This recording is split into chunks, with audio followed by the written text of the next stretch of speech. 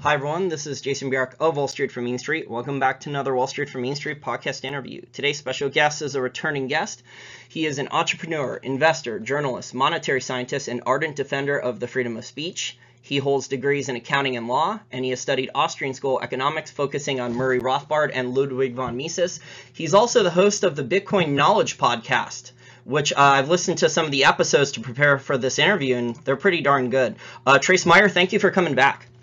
Oh, glad to be here, Jason. Glad to be a returning guest too. glad I had something useful to say last time. Now, Trace, I want to ask you about a blast from the past. When I first found your work, Bitcoin hadn't even been invented yet, I don't think. You had released this book called The Great Credit Contraction.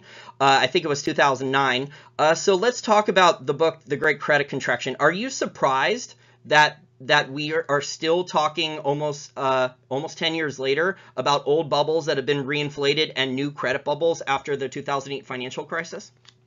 Not really. I mean, for anyone who's read the book, it's like, oh, well, this is happening pretty much exactly as we thought it would. And by the way, the book is available for free download now for people. I figured I'd just give it away, like so much of my work these days. But no, we're not really surprised about what's happening. It's to be expected. One of the chapters I talk about the Six Flag theory, where you have citizenship in one place and residency in another and investments in another to diversify political risk.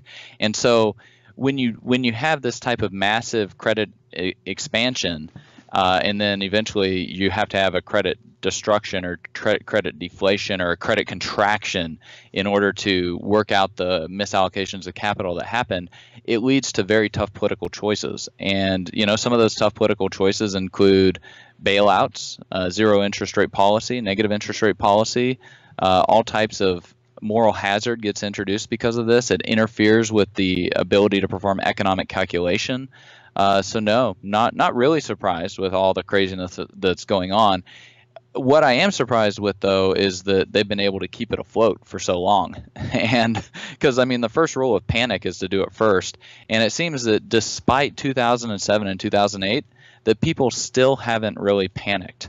And so that's kind of surprising to me. Or maybe they have, but just in small degrees. And so we get into what Jim Rickards calls like the critical mass amount or something required in the panic, because you don't know which snowflake is going to cause the avalanche. You just know that eventually there's going to be an avalanche. And so I'm kind of surprised that the massive avalanche hasn't happened yet. But humans are kind of content if there's not an immediate threat like a lion chasing them or something.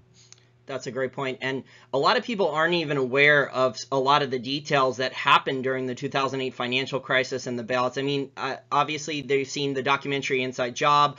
We saw the Big Short movie come out. But other than that, the average layman probably understands very little. I think they're a low information voter. One of the things I've learned and why I think there hasn't been that panic yet is because so many of the rules have been changed, Trace. So, the banks were allowed to basically mark their assets to whatever. And here we are on financial television. We have analysts talking about how cheap American bank stocks are, not acknowledging, that they're not using generally accepted accounting principles. Well, I think we should keep in mind that first, fake news is a real thing. It started with Operation Mockingbird back in the mid-50s, where the CIA would place agents in the major mainstream news organizations like newspapers and television stations and radio, and then they became part of the gatekeepers. So the news for at least the last 50, 60 years has been highly politically controlled. And so we don't have real news, we have fake news. And that's part of what's happened with the internet is the keys to the press, the keys to news and sharing information have been very widely distributed now. You've got sites like WikiLeaks, you've got channels like yours and podcasts like mine and Amazon where you can sell all types of different books. And, so this ability to spread ideas the cost to do so has been drastically reduced, kind of like when the Gutenberg Press came out. And so that is making it much more difficult to manage public perception and opinion because people are starting to realize, oh, it is fake news. I can't trust a single thing that any of these mainstream news channels talk about. Yes, exactly. And what they're trying to do to counter this now is they're starting to work very hard with these censorship algorithms, whether it's YouTube or Twitter. Twitter does shadow banning, but YouTube now, Trace, is now demonetizing tons of videos that don't agree with the mainstream narrative. So they're not removing videos per se, but they have these censorship algorithms that can destroy the growth in your channel. Since September of 2016, all my analytics are down 80% across the board, and it really started to increase during the election season. It's just not fair at all, but they keep changing the rules. That's another thing, also about why we haven't had a mass hysteria with people panicking and dumping the dollar or selling their stocks. Is it seems that like a lot of the people in power, Trace, the elites, the economic and political elites, they either are lawyers or they can hire the best lawyers, and they get the rules changed for them, so they don't go bankrupt, they don't go to prison, and it just seems like an unfair, rigged system where the rules are constantly changing. The football analogy I use is the goalposts are moved while the field goal's already up in the air. Yeah, or it's turned sideways, so it's not even possible for it to go through. But this is just part of the environment that we live in, right? And being able to understand how human action plays into all of this when you're doing your own economic calculation, because I mean, at the end of the day, what's going to happen is there's going to be massive reallocation of wealth.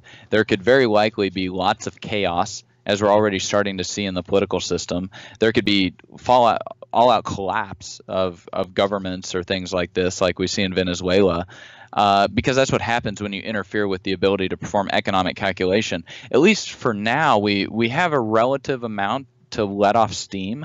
We have a type of market, and we have tools where a lot of this steam can be let off. But I mean, it's getting really crazy in terms of just how much they're trying to control everything.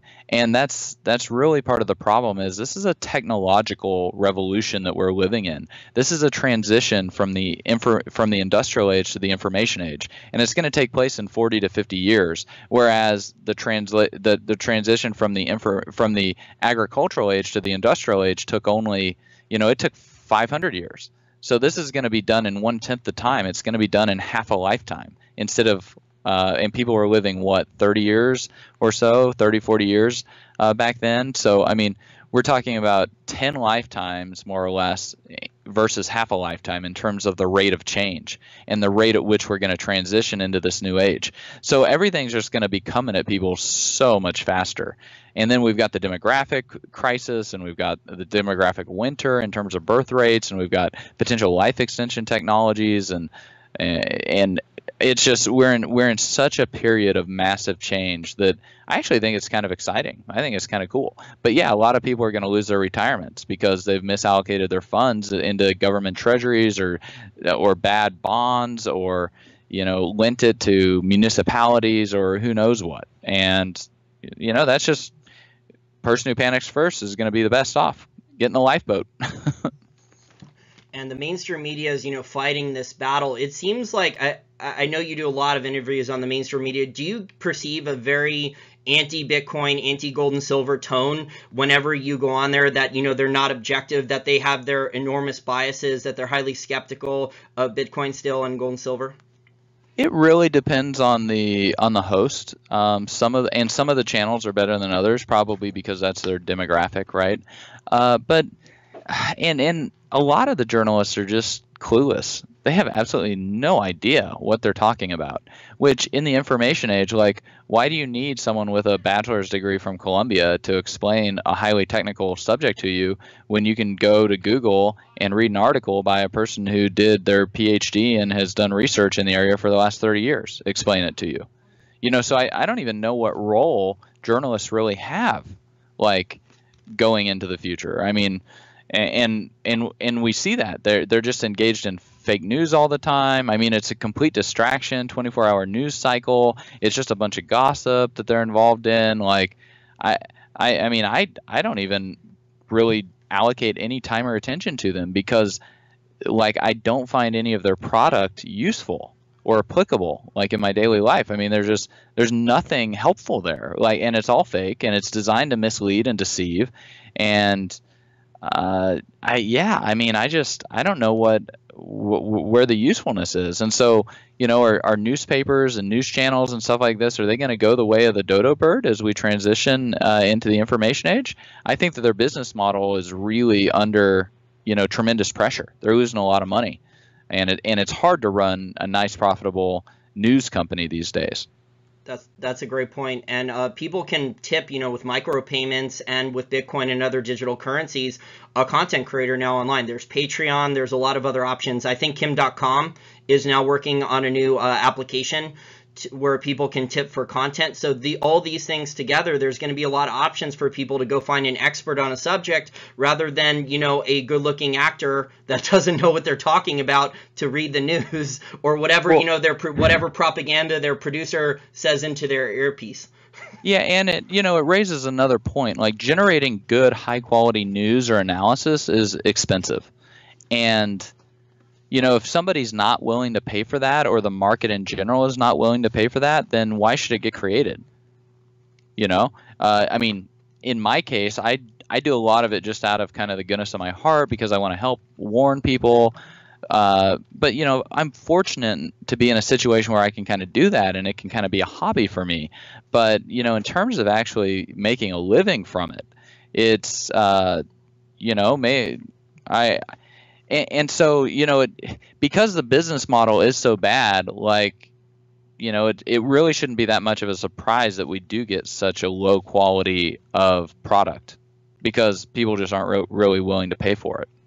Yeah, it's kind of the Wild West out there on the internet, on YouTube, and a lot of other content creation. I mean, some people become addicted to one person or expert, and I tell my listeners out there, go and listen to a bunch of different experts and figure out what they're good at, or if they have a good track record of talking about new technologies or value investments or whatever. But a lot of people, they're mentally lazy and they tend to not want to take the time to do that. But it is the Wild West out there.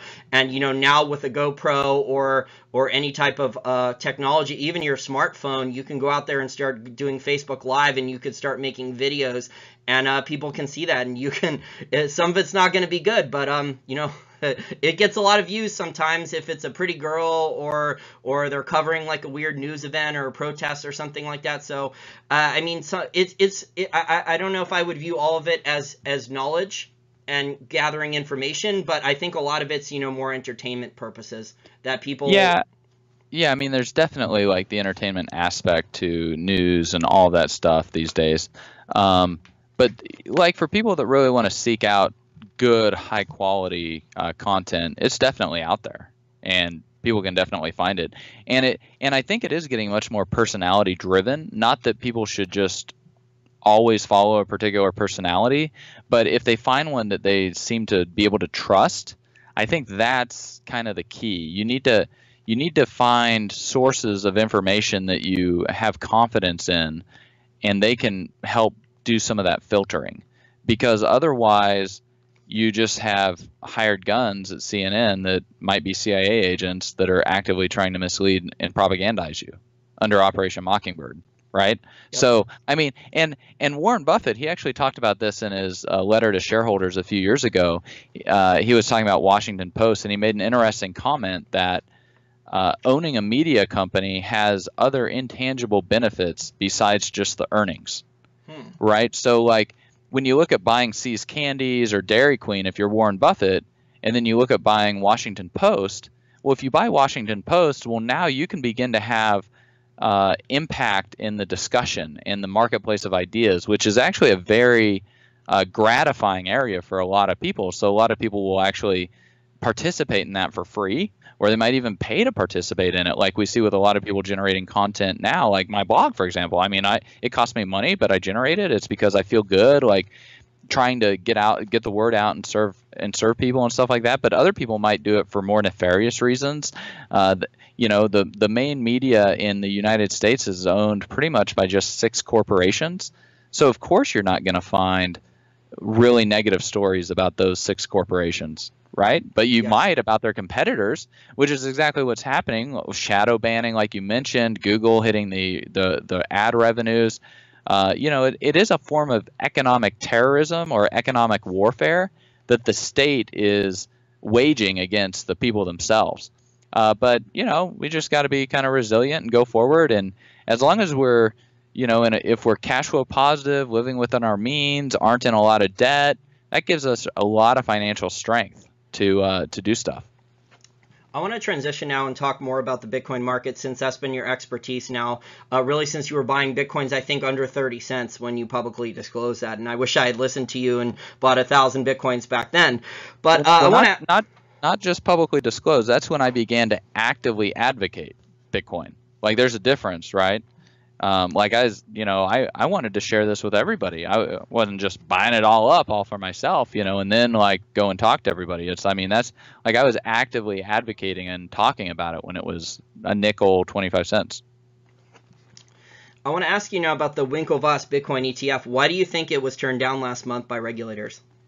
Well, I read the 38-page opinion by the SEC, and the main crux of their reason seemed to be that Bitcoin is largely being traded on unregulated exchanges, and it would be difficult to monitor or surveil price manipulation. And based on what the current law is, and based on the conservativeness of the SEC, I actually think that it's a very safe conservative decision that they came out with, and they basically left the door open, saying, hey, if things change and 2 or 3 years from now we've got much more established markets, then come back to us and we'll probably approve it. And so I think there's definitely still hope at the end of the tunnel.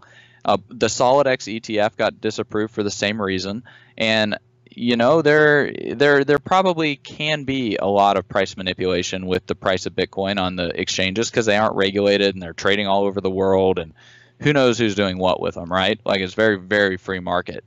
And so yeah, I think we'll probably see an ETF in a few years. I mean, you have to have good, stable, secure markets to start with, and then you can begin trading the derivative products on top of them, like an ETF. And so maybe we'll see ICE or the CME come out with trading physical Bitcoin, and then we can move to trading options or futures and ETFs and stuff like that on top of it. One of my friends thinks that the Chinese government has stepped in, and whenever Bitcoin recently, when it got to around 1,300, the Chinese government came in and knocked it down. Do you think that the Bitcoin's price has been manipulated by the Chinese government, considering that approximately 90% of the trading volume is from China? I don't think that the Chinese government is the one actively manipulating the price directly.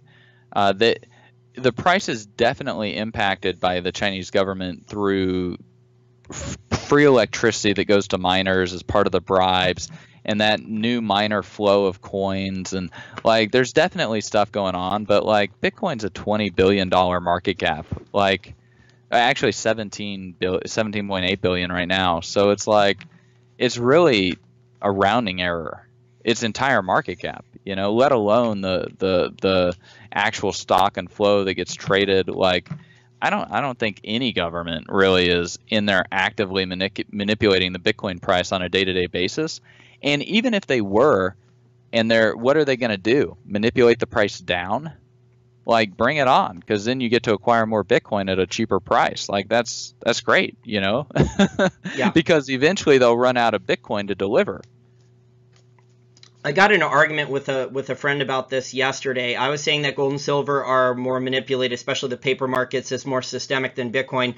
And we see this with the price action. If the Chinese government was heavily manipulating Bitcoin, it wouldn't have dropped from 1,300 down below 1,000 and then had a rally again, right? Because if I think also because Bitcoin is such a small market, like you brought up, that it's difficult for a government to go in there and throw large chunks of money at it, manipulating it, because there's not massive amounts of options or futures that they can use to control the price. It's a lot easier to do that with paper, gold, and silver markets because there's a lot more paper available than the metal. So the bullion banks or whoever else is involved in the manipulation of gold and silver, they can easily do that with all the paper futures contracts and options that are available on that. Well, and another point that's absolutely critical to this whole discussion is that every time you have a Bitcoin transaction, you verify via the blockchain the quantity and the quality of every Bitcoin that gets transferred. And it's currently transferring about 45 tons worth of gold every day in terms of value. And I bet you that they are not, when gold is moving around with these bullion banks and everything, they're not melting down and recasting 45 tons worth of gold every day, right? Definitely Because not. they have chain of custody and LBMA and all this stuff, and then and the other thing is it's like a $9 trillion market cap for gold. So that's another giant issue, right? Is that and another thing is we don't know exactly how many ounces of gold there are, and we don't know exactly where they're at. You know, with Bitcoin, we know exactly how many Bitcoins there are, and we know exactly what addresses they're in. Excellent point. Yeah, because the governments that own a lot of physical gold, they're not allowing independent audits. They're not doing that annually. They're not, reassaying the bars to prove that there's, 3 nines or 4 nines gold. They're not doing any of this stuff to let people know the real above ground gold supply. None of that's happening. Well, and even if they did do it, the next day you could move stuff around and play the shell game again. But with Bitcoin, it's fundamentally impossible to do that because of the blockchain and how the blockchain operates. So, attempting to manipulate the Bitcoin price will prove to be an entirely different exercise than manipulating the gold price. And if you try to manipulate the price down, and I understand the reason you'd want to do that, because the value or the ability to issue what we use as currency is infinitely more valuable than the price of a portfolio asset. So of course there's this huge incentive for central banks or governments to manipulate the price down so they can issue their fiat currency franchises that enable them to allow in confiscation through inflation, which is a form of taxation without representation or without due process of law. So they have a huge reason to do it. I mean, don't get me wrong, I do believe that. It's just, it's way easier to do with gold. And go look at GATA's work. GATA has thoroughly proved the case. They proved it 10 years ago. So the gold price is massively manipulated. But if they try to manipulate the Bitcoin price, man, this blockchain, whew. I often get asked, at panels or especially when there are lots of bankers around or whatever, I'll always get kind of asked a question about regulation of Bitcoin. And I'm like, I don't think you guys understand. I don't think governments and banks are going to be able to endure the regulation that the Bitcoin blockchain imposes upon them. Regulation imposed by math, by cryptographically provable assets and asset transfers, by this type of radical transparency in terms of the quantity and quality of the underlying asset, and then any other derivative assets, layer 2 scaling solutions, smart contracts, etc. It's just such a radical difference from how our current debt-based monetary and financial system works to transition to this equity-based monetary system that has this immutable blockchain that records every single transaction.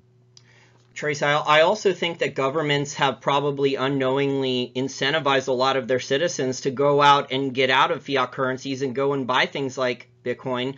And you look at policy, what China has done, they have problems with their banking system. They're probably going to have to do a bailout. They already did a devaluation of their currency, the RMB. It was 6% devaluation overnight. People aren't going to sit back and take that. If you're a small or medium-sized business owner and you have a lot of cash in your bank account, you're not going to let a government just sit back and continue to devalue you like that. You're going to look for ways to protect the purchasing power. That's why Bitcoin's doing well in China. You have other stupid policies like, total destruction of currency in Venezuela with their basically total Marxist or in socialism policies, totally destroying any type of free market there with food shortages and other things. So people, in order to survive, they're going to figure out ways to find real money and go and buy food. And Bitcoin is saving people's lives in places like India and Venezuela right now, where you have stupid politicians like Modi.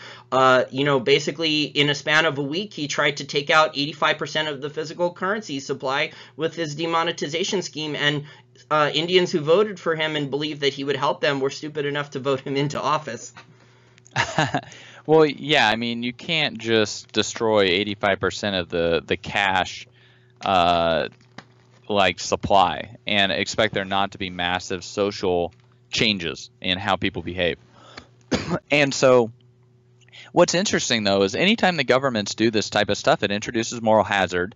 And that moral hazard, in many cases, highly incentivizes people to use Bitcoin, and consequently Bitcoin entrepreneurs to figure out how to help people use Bitcoin and get Bitcoin and sell Bitcoin, etc.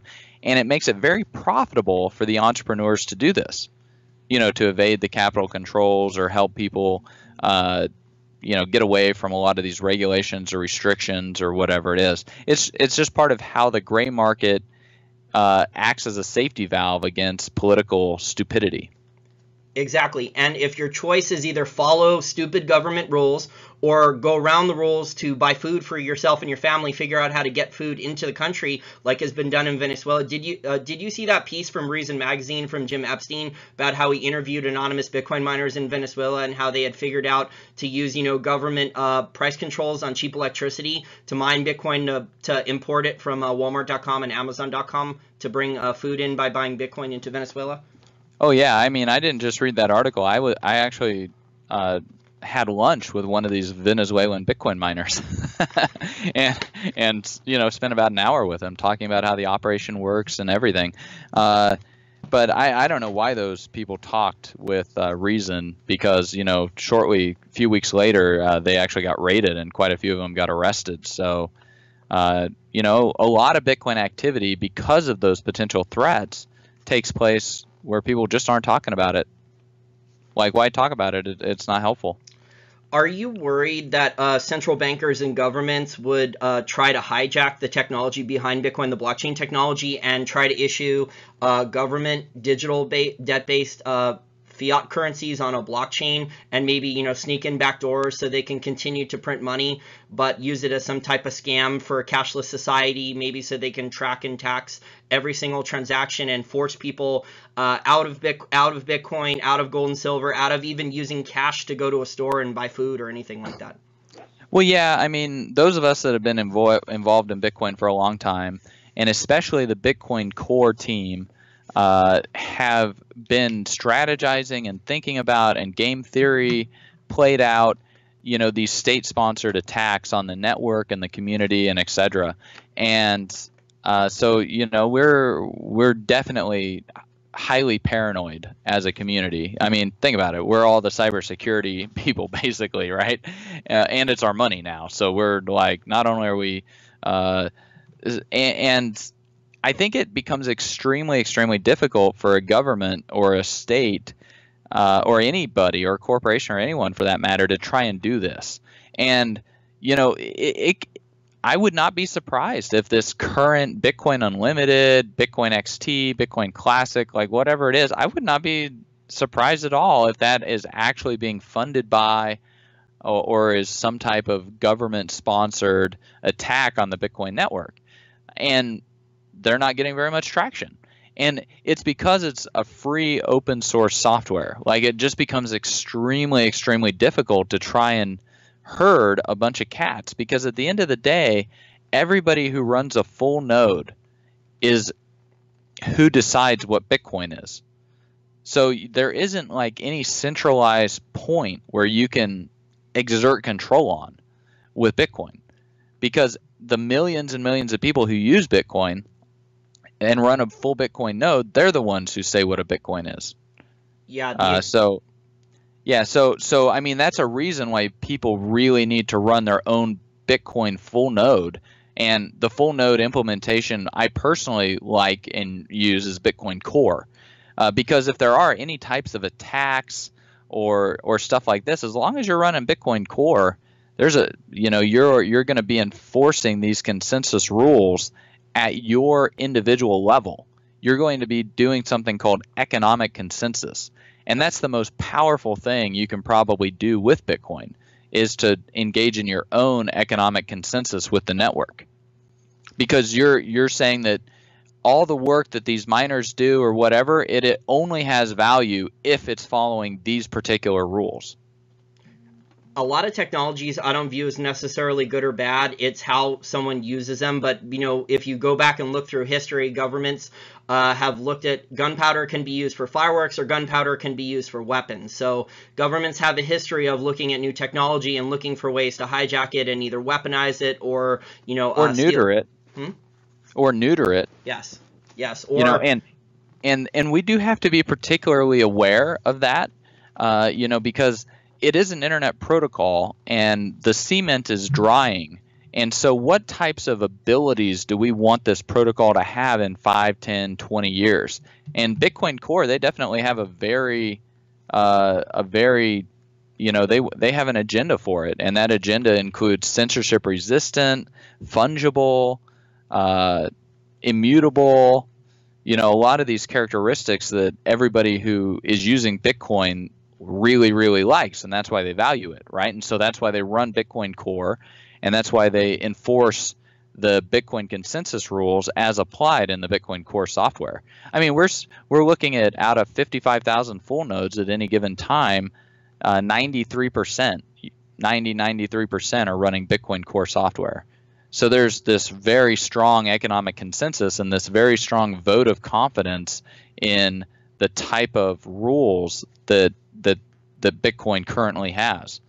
And so, if a government wants to come in and try and change any of those rules, it's got to get every individual to run software that enforces with the new rules. Well, why do I want to enforce these new rules? That maybe instead of 21 million Bitcoins, there's 21 trillion. Kind of like the Federal Reserve. I don't want those rules. Like, I don't want miners to be in charge of the rules. Like, I'm in charge of the rules. I decide what a Bitcoin is. Every individual gets that choice with Bitcoin.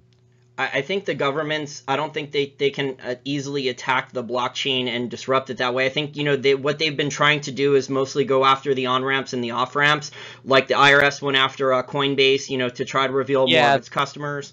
Yeah, there's definitely a lot of that happens, which just comes with the territory, Like, you can't uninvent the Gutenberg printing press, but you can come up with the copyright and begin exerting force at different choke points and stuff like that. But that just kind of is what it is.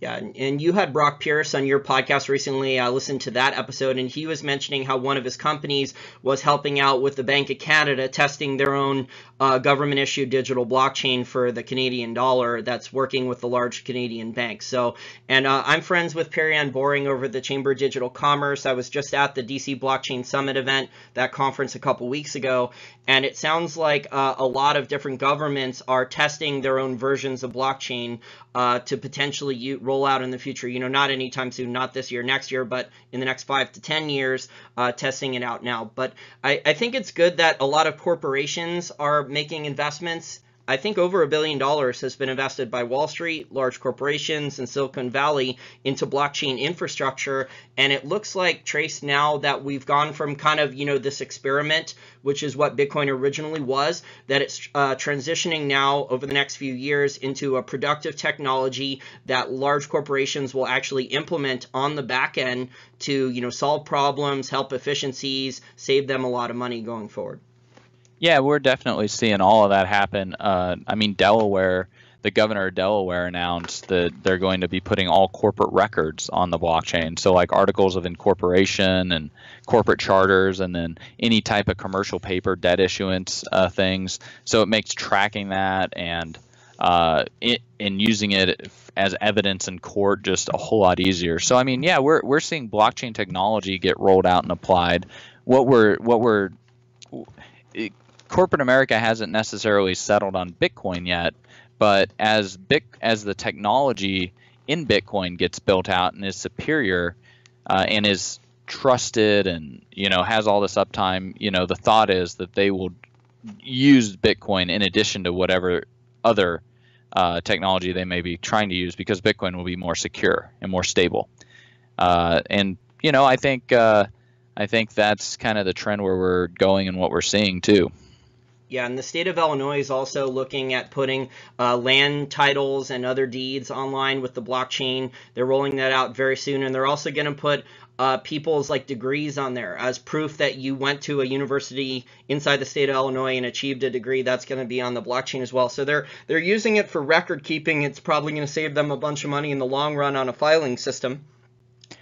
Yeah, and won't that be great? When you go look at someone's profile on LinkedIn, you'll be able to see that the degree that they got, they actually did get, and it's cryptographically provable and everything. It'll bring a lot more transparency. It'll reduce transaction and friction costs when it comes to labor or anywhere we need some type of a ledger to keep record of something, whether it's degrees or money or assets or whatever. It's going to make that so much more efficient, which will be great for the economy. Yeah, I'm in favor of efficiencies and lowering costs. Unfortunately, with a lot of government intervention, that's been tough to come by in a lot of different industries, especially the financial industry, because it's so heavily regulated. I mean, there's Perianne. I was hearing Perianne talk about all the different regulatory agencies, and one regulatory agency in the U.S. government, it looks at Bitcoin as a currency. Another one looks at it as an asset. So it's looked at as a bunch of different things by each different government regulatory agency. I want to ask you now about smart contracts. I know you're a lawyer. Have you actually done any smart contracts yet with the blockchain? No, not personally. I mean, none of any type of economic significance. Nothing that outside of, say, a testing environment. And that's mainly just because, I just haven't really had a reason to. But I do go to a lot of the different meetups where I get to see this technology getting applied and stuff like that. And actually, in several types of ways, like the way Bitcoin uses multi-signature, so lockboxes, you could say that's a type of smart contract.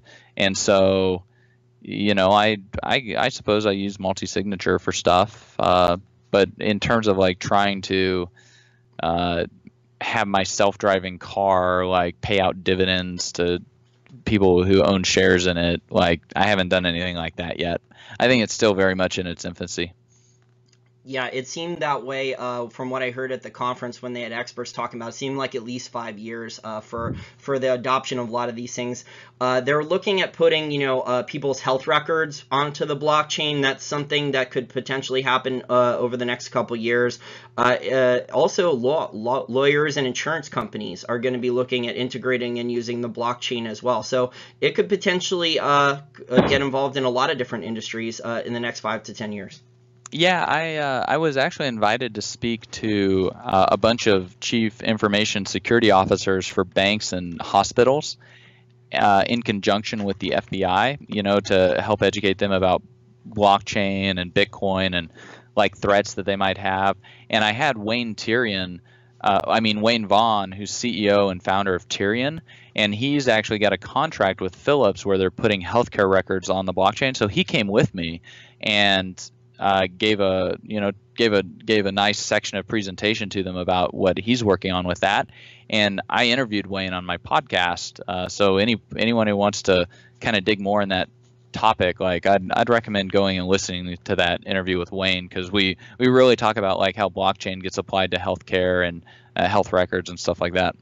Very cool. I'll put a link to your podcast in the information section of this interview. I want to ask you now about some of the other digital currencies like Ethereum, Dash, Monero, Litecoin. Is there any competitive advantage with these coins compared to Bitcoin? Is there anything that will give them long-term differentiation, or are they too similar to Bitcoin and you think these are all going to die?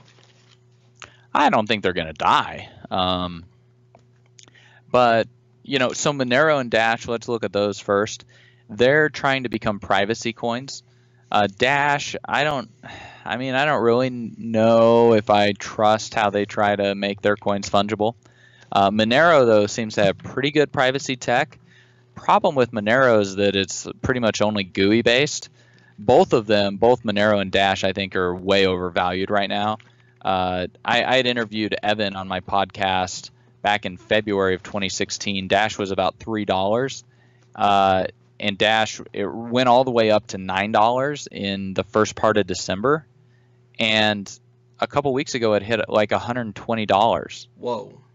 So it went from $3 to $120 in about 14 months, and it's since corrected to $68. But if you look at the amount of transaction fees paid in US dollars, and you look at Bitcoin's market cap, and you look at Dash's market cap, and you look at these relative valuations, then Dash should be about $10 right now. And so it's interesting that before this massive pump of the Dash price to a $700 million market cap, now it's at $492. It's trading about fair value. but it ran all the way to 120, yeah, it's going to correct. Like let's just look at the 200-day moving average on this stuff. And it's the same for all of the, pretty much all the altcoins. Whether it's Monero, Litecoin, Dash, Ripple, Ethereum, all of them are trading way above their 200-day moving averages. Ethereum, they're supposed to be much more of a consumable currency. So they kind of want to be more like oil instead of gold, right? Bitcoin wants to be like this digital gold settlement currency, ultra secure. Ethereum, on the other hand, it has hard fork security issues all the time. Just a complete disaster in terms of security. But hey, it's kind of working for the smart contract implementation, and it even hit like $50. It hit like a $4.5 billion market cap. And I think part of this might be because of the banks and like Microsoft and some other major corporations have kind of devoted capital to it, and it's like a lot of fun and exciting stuff happening there. So there gets to be a lot of speculation with the Ethereum price. I don't think it actually has a user community like Bitcoin does, so we don't know how deep or how liquid those pools are on the order books. And the other thing I suppose with Ethereum would be, I just don't think it's meant to be like a digital gold. So, do you really want to hold it long term? I don't know, probably not. Oh, and the other thing, who could have forgot? I recently interviewed Diego Gutierrez. He's a co-founder of Rootstock, and Rootstock is going to be porting over everything you can do with Ethereum you can do on Bitcoin. So it's like, what do we need Ethereum for? Like, we can do everything we do on Ethereum, but do it on Bitcoin instead, and we get all the security advantages of Bitcoin. So, what do we need Ethereum for, right? That's interesting. These altcoins are trading a lot like biotechnology stocks. The biotechnology stocks, the junior ones, they don't make any money. Maybe they have a good lab result, so it's all news-based PRs. So, we got an investment from these guys. We're still not going to make any money, but we got investment in these, or these guys are interested in testing out, and so, the price of the coin jumps. So that's how and it's like a $27 billion market cap for the entire industry. 18.4 billion of that's in Bitcoin. I just pulled up the latest numbers. So, keep that in mind. Like, junior gold miners, like highly volatile, speculative, et cetera, et cetera. Bitcoin is making up 68.3% of the market cap. So it's kind of your safe place to go. And then, hey, if you want to speculate and play around with other stuff, like Dash is a great example. $10 to $120 in 4 months. Like, have some fun with that, Is there a lot of hedging available? Is there a lot of options that you can do to protect your gains? So if you do get one of those big pops in something like Dash from 9 to 100 something, is there a way to hedge your gains, or you just basically have to sell all your position then and cash out? Yeah, I think you pretty much, to do it the right way, you need to sell your position and get Bitcoin and move that into your own private keys that you're holding on yourself, right? Get it off the exchange. Because really it's the big systemic risk is with the exchanges getting hacked and you losing all your money that way. Yeah, I was actually going to ask you to wrap up the interview, pros and cons of different storage options for Bitcoin. When I tell people about Bitcoin technology, they're very excited about it. It sounds like it solves a lot of problems, especially the Uber drivers who are sending money to other countries. I tell them about it, and they say like that sounds like a great idea. But people ask about storage options. So what are some of the pros and cons of storage options? I know you're invested in Armory. But can you talk about the different storage options and pros and cons of different ones? Yeah, so Armory is like the gold standard for securing Bitcoin in a safe, secure way. It's free, open source software, so anybody can download it, anybody can review the code, and we actually have we ran out of funding with it, unfortunately. So now it's kind of been taken over. Development's still getting done, but it's not getting done by a professional team in terms of getting paycheck and everything. But for Hod, who's one of our just star developers over there, GoatPig, he's continuing to develop it, at least for the next 18 months. And so he's got it SegWit ready and everything. That's kind of the gold standard. If you're going to be securing tens of thousands of dollars or whatever, if you're going to be storing just, a couple $100 like Copay on your iPhone, it's made by BitPay. It's free. That's a good mobile wallet. And, then you can move kind of anywhere in between. You could use a Trezor or a Ledger as a hardware wallet, an offline device. That's what we really like with Armory, having a dedicated laptop that doesn't even have a wireless networking card in it. And there's something called glacierprotocol.org, and they put together a 90-page guide that shows you how to just put your coins into deep, deep cold storage. Because that's what we innovated with Armory, was the whole concept of cold storage. And so they help walk you through all the potential attack vectors and surfaces, and how to just make sure that your coins are super safe and super secure. And that's a free PDF. So that's how I'd kind of break it up. Copay on your Android or iPhone, Ledger or Nano Wallet, Ledger or Trezor wallet if you're want a dedicated device but don't want to use something super big like Armory.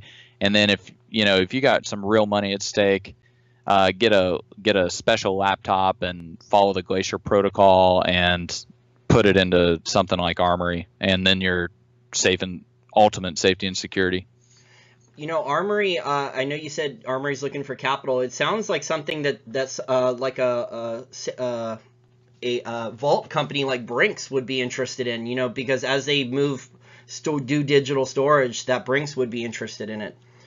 Oh yeah, there's a lot of demand for that type of service. It's just a matter of, actually executing and making it work, which unfortunately we just weren't able to get done like at Armory, which is unfortunate. It's kind of set the entire industry back probably 12 to 18 months.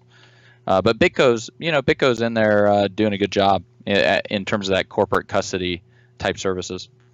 And you think that once people go to an exchange, say Coinbase, and buy Bitcoin, that they should immediately move the coins off of the exchange because that's a dangerous area to store them? Well, as long as they're competent to handle their own Bitcoins, then they should immediately get them off of there. Otherwise, hey, take a couple baby steps. Because, what we found with Armory is that it wasn't hackers stealing people's Bitcoins. It was the individual users screwing up with their passwords or forgetting their passwords or not printing off their paper wallet or whatever. And that's how people lost their Bitcoins. So, just don't engage in user error. Or just Mark Karpelès, right? Just doing whatever Mark Karpelès does. That's the other problem, right? You leave your coins on an exchange, you're at their mercy. And if they're incompetent and they screw up and lose your money, you're out of luck. And so I do not like the idea of leaving money on an exchange anywhere for any material length of time. The exception would be if you're new to Bitcoin and you need to get that technological knowledge. And so you pretty much got to do your homework. So buy $100 worth of Bitcoin on Coinbase, send it to your Copay wallet on your iPhone, send it from there to your Armory wallet, send it from your Armory wallet back to your iPhone, send some more back to your Coinbase account. Now you've got it all working. You understand how it's functioning. Then you can start, buying more on Coinbase and moving it into Armory. That's how I'd kind of look at it. If you got $100 worth of Bitcoin, you can put $100 of thought into securing it. If you've got $50,000 worth of Bitcoin, you need to put $50,000 worth of thought into securing it. Good points. And I think, as the central planners and governments become more and more desperate, I think people should definitely have Bitcoin, physical gold and silver, and, it shouldn't be stored in just one place because there is an enormous amount of political risk out there, and the politicians do want to keep changing the rules. So having cash, having Bitcoin, having gold and silver, all four of those things for liquidity purposes. And I know you also wrote the website How to Vanish. So maybe if you have enough money for a couple passports, then it's a good idea for diversification purposes. Yeah. And, one of the great things about Bitcoin is that it's literally a number. Because we're transferring value over a communications channel, over something like a radio wave or a fiber optic cable, right? So Bitcoin is literally just a number, which means that it can exist in multiple different places at the same time, unlike a gold coin. And it's way more portable because of that particular attribute. Yes, and you can also walk it right across right through an airport in a USB drive or a thumb drive. So can't do that with gold and silver. So well, yeah, but why even have it on a thumb drive that's on your person? Because you could get searched at the border. I mean, you upload it to you have it totally encrypted and it's uploaded to a server, or you use stenography and put it into a cat picture, and then you go download the cat picture when you're in the new country and extract the private key out of it, and then you didn't pass the border with anything. There's nothing for the Border Patrol officer to even search, assuming you were to get searched. That's very interesting. Well, it brings up a new... I know that government regulators now are studying Bitcoin very heavily. So, Americans are going to they're going to try to prevent Americans from doing this. I don't know how they can, but I know the government agencies are looking into this very heavily now. Yeah, I mean, maybe. There actually are quite a few very strong Bitcoin proponents in the Trump administration. You've got Peter Thiel. He's an investor in BitPay with me, leading the economic transition team. So he's going to be like, hey, do you have any idea how many jobs we can create with blockchain and Bitcoin technology? Then you've got Mulvaney, who just got confirmed to be the budget director, Office of Budget Management, I think, and former senator, and he's a huge Bitcoin proponent, and that's cabinet level position. Then you've got several other congressmen and senators. So, maybe the tide's turning and the U.S. is deciding, maybe we should make math legal in the United States. Maybe we should stop trying to make numbers illegal, because there are actually illegal primes. It's illegal to possess certain prime numbers in the United States. So maybe they'll stop this crazy war on math and scientists that they're waging. Because we like our Isaac Newtons and Copernicuses and Galileos. They help us move the world forward. That's very interesting that people at the top are pro Bitcoin. I know I actually speak off the record with medium, like middle level management people in government agencies and lower level, and they don't share the same views. But these people are career bureaucrats. They're not libertarian. They're not even Republican. A lot of them are hardcore Democrats. So they don't like anyone who's rich. They are naturally skeptical of anyone who's been making a lot of money lately or providing a new technology. They think it'll hurt the government or hurt their way to change the world with their central planning.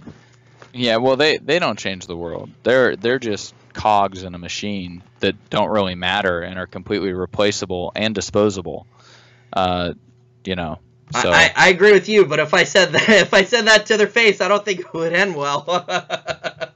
I mean, it's the truth though. Like, yeah, I mean, if they want to really have an impact on the world and they want to have a legacy of any kind, like, they should go out and build something new. You know what I mean? Like, that's what's happening in Bitcoin and technology in general. I mean, people are building a new world. Amazon, Facebook, Bitcoin, Uber, all this stuff. Yeah, Uber disrupted that taxi cab monopoly, which is ridiculous. Yeah.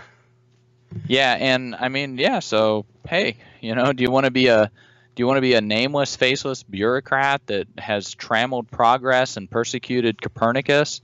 Or do you want to actually build a better world and build something new that like helps people and helps people's lives?